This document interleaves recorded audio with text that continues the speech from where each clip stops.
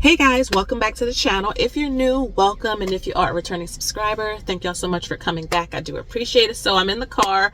I'm like in the middle or in the passenger seat. My son is at camp and I don't have a whole lot of time before he gets out. So I'm just like, why not park and just make a video too while I have the time? So please make sure you like and share and subscribe. Remember, I am not a financial advisor. I am not a fiduciary. I'm an investor like you. I just happen to make videos. I'm in the trenches when the stock market is good. The stock market is bad. Maybe it's ugly. I'm there with you. I show real numbers. I'm tracking our journey. And I'm hoping that you are following the channel for inspiration, right? For encouragement, not so much to copy off of what I do, because I'm not a financial advisor. You need to believe in whatever you put in your hard-earned money in. Also, beware of fake pages and spammers. If somebody contacts you, if somebody is pretending to be me, always confirm via mommytrader2@gmail.com. So let's talk a little bit about our investing plan for the month of July. Sometimes it's hard for my mind to even wrap around the fact that it's July. But I mean, half the year, right? Half the year is gone. All of us, we made our financial goals back in January.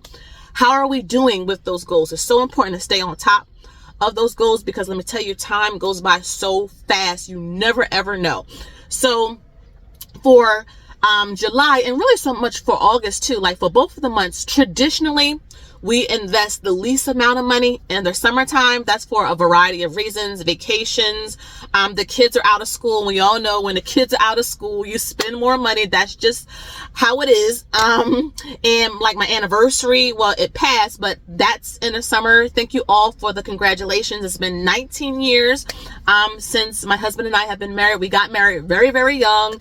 And that's a little side note tip, right? If you want to really, accelerate with your finances and really try to achieve financial freedom, it's always easier when you have a partner with you on the same page. And so anytime that you can find somebody who's really, even if they don't have it all together, if they're willing to learn and understand, and you can be patient with them as they are trying to kind of get on this journey, even if they make mistakes or whatnot, I'm telling you, at the end, I'm a witness to this, 19 years. It does work out, right? Nothing is perfect. I'm telling you that. Nothing is perfect. So thank you for all of the congratulations. I do appreciate it. And my husband also sends his thanks to all of you. So for the month of July, after tax, so anytime I talk about investing on this channel and I share our investing plan, it's always after tax money. So we do max out the 401k, the HSA, we do the Roths. Now with the Roths, we have to do the backdoor method, because if you did not know, Roths can be funded with earned income, right? The thing is that they're income limits. So there's a loophole that the IRS gives to, let's say, high income earners. So we can also max out the Roth IRA, but we do is simply, we put all the money in a savings account. And then once we get like the $7,000 or whatnot, we do it in one transaction. So we cannot do monthly, contributions to a Roth IRA when you're doing it the backdoor method. You got to do one transaction. You save all the money, then you do one transaction into a traditional IRA, and then you convert it to a Roth IRA. One reason why I love Fidelity for this is because they make it so easy. So they know people do backdoor Roths, and they actually make the process super duper easy. But for the month of July, we're going to be investing probably around $2,500, and which is, pretty low for us, but that's the extra money we're going to invest. You can see some of our money goals for the month of July. So we did achieve our share size goal in SCHD. So I am not investing in SCHD anymore for the rest of 2024. So you saw it in the thumbnail.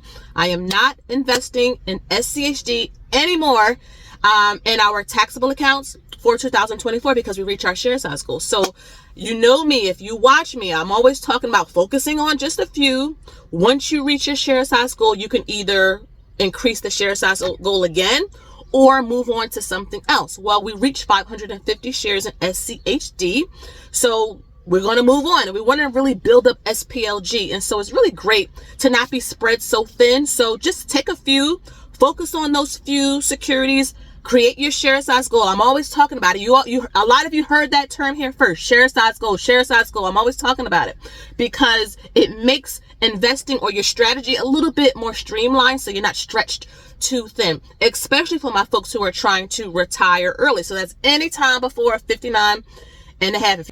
Also, keep in mind when you are heavily investing in dividends, it really should be for income. You're not going to see a lot of growth, which is why our retirement-based accounts is heavy in growth, but our taxable bridge accounts or brokerage accounts are in dividends for income. So you want to be strategic. You don't want to cut out growth for income. Okay, you want to really find a good medium. Okay, but yeah, with SCHD, you saw the screenshot up on your screen. It's about what, 42,000. I don't know, but it's about $42,000, which for us is no small thing. I mean, it may be small to some people who have a bunch of shares, but we work very hard. We really try to be good managers and good stewards of the things that we have. And, you know, having 42,000 in SCHD is a great accomplishment for us.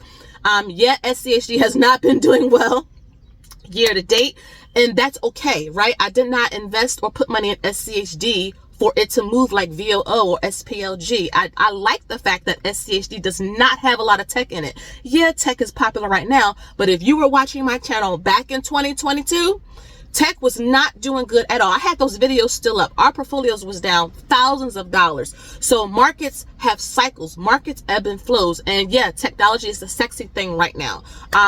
But again, markets have cycles, and I want something that's not so heavy in tech that provides a decent and stable dividend. And so again, this is our portfolio, our money, and we are confident in SCHD, and we're going to keep our $42,000 in there, and hopefully, you know, it will continue to grow slow and steady over time. I'm not looking for like SCHD to move like Nvidia. That would be kind of crazy, and I would not want that, and I don't want all of the volatility either. Another money goal for the month of July would be to increase more in my daughter's 529. So my daughter has a 529 and up. If you did not know, my daughter will be 18 this year.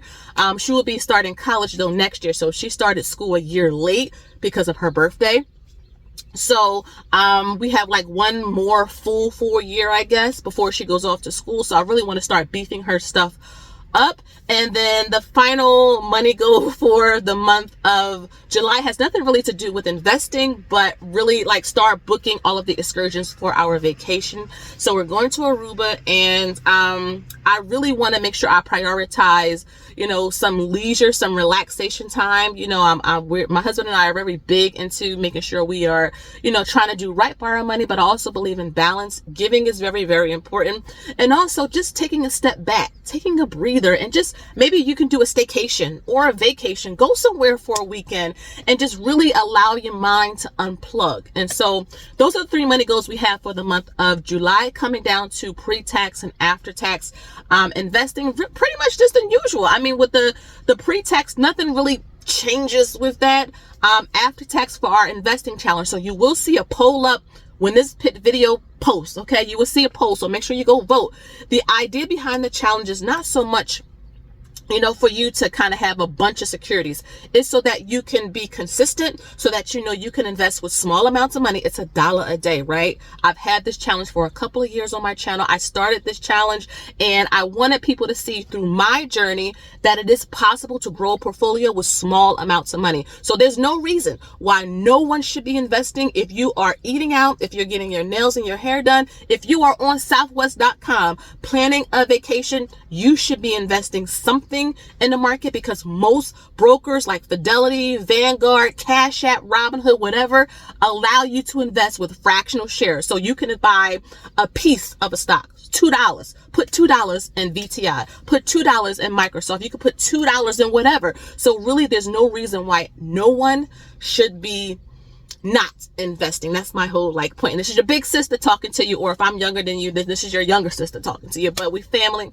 and it's so important to make sure that we are doing anything we can to get to our, you know, financial goals. So make sure you vote in that investing challenge. It's just going to be ETFs this year, so this will be for Q3. So make sure you vote. And even if you don't want to use one of the picks, I have a selection that says, let me know what you're going to invest in instead. Again, it's not so much what you're investing in, it's about you believing in it, you researching it, and being consistent. That's why I have the challenge. Okay, and make sure you grab your books if you're interested. And I have a dividend book coming too, because I have a lot of dividend income videos coming down the pipeline soon. Next, that we come down to like notes to self and my inspiration. I think collectively the idea is to really remember the goal, right? Remember the why and remember the goal, right? Because sometimes you want to kind of stop, you're kind of getting burnt out and you feel like, you know what, I don't want to do this anymore. And you want to remember your why. Why are you starting all this? Why are you doing all of this?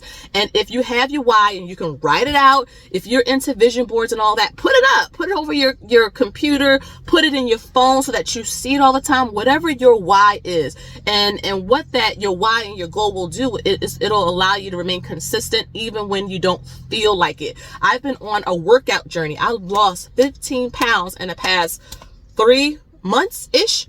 And sometimes I don't want to work out, but again, I have my goal and I have my why. I want to make sure when I turn 40, I am at the weight I was when I had my first daughter or my first child. So that is what I'm working towards. I'm like 10 pounds off from that goal, which is great. But again, sometimes I don't feel like working out, but I do it, right? You don't have to feel like doing a lot of things, but you still should do it if it benefits you. In terms of what I'm watching, reading, or listening to, so we are still reading, and I have a Dividend and Finance private group. If you would like to join, information is always down below. But I have a private group in the book that we're reading. So if you're a part of that group, we have a book club that's a part of that group. So if you're in the group, you're in the book club. And we're reading The Millionaire Next Door this summer. So in our last group session, we read the first 3 chapters and we talked about it.